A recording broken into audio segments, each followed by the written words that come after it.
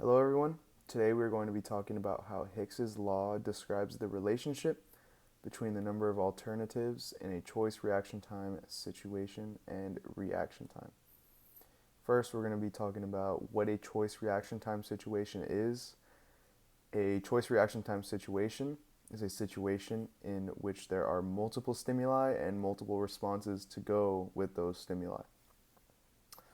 Compared to a simple task situation, a simple task situation is one where there's one stimuli and one response, while this choice reaction time situation adds some complexity compared to that simple task situation. Hick's law brings up how, with the increased amount of choices in the situation, the reaction time goes up. Or, in other words, the reaction time becomes slower.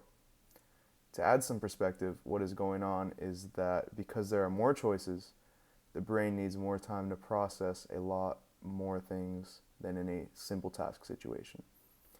Some of those things are which of the stimuli are being presented, which stimuli match up with the corresponding response, and the brain also has to initiate the movement itself so it can be executed correctly. All of those variables relate to Hick's law. Another thing to think about is if you were presented in a situation where you have one stimuli and one response. Just imagine how easy it would be to respond, such as the experiment we did in this class. You push the space bar whenever you can see the X on your screen, and that is a simple task situation. That seems pretty simple, right?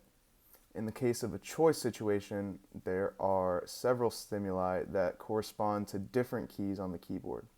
Thinking about this, it would be harder to choose the right key because you have to process the stimuli right, correct? Yes, it probably would. To sum it up, as more choices are being presented, the reaction time will become slower.